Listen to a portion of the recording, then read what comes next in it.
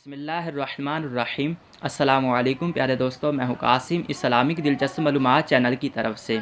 प्यारे दोस्तों, अगर आपने हमारा चैनल सब्सक्राइब नहीं किया तो इसको सब्सक्राइब ज़रूर कीजिएगा, हमारी वीडियो को लाइक और शेयर ज़रूर कीजिएगा। प्यारे दोस्तों, आज आप जानेंगे इस वीडियो में कान पर तिल के बारे में और गर्दन पर तिल के बारे में और नाक पर तिल के बारे में, और इसके अलावा आप जानेंगे होंठों पर तिल के बारे में।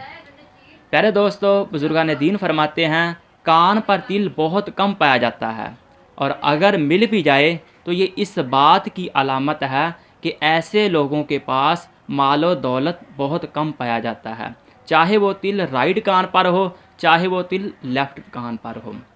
प्यारे दोस्तों, इसी तरह अगर तिल गर्दन के सामने हो तो ये भी इस बात की अलामत है कि ऐसे लोगों के पास मालो दौलत बहुत कम पाया जाता है। और अगर तिल गर्दन के राइट तरफ हो या गर्दन के लेफ्ट तरफ हो, दोनों सूरतों में ऐसे लोगों का रवैया नामुनासिब होता है।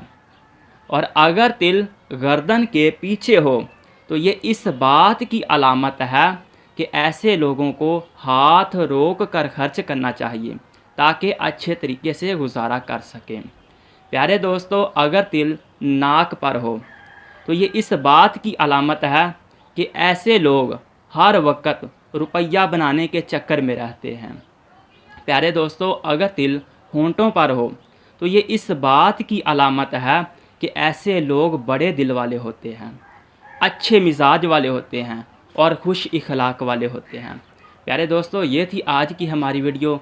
इसको लाइक और शेयर ज़रूर कीजिएगा। इस तरह की मज़ीद दिलचस्प मालूमात हासिल करने के लिए हमारे चैनल को सब्सक्राइब ज़रूर कीजिएगा। प्यारे दोस्तों, अब मैं इजाज़त चाहता हूँ। आप मिलते हैं नेक्स्ट वीडियो।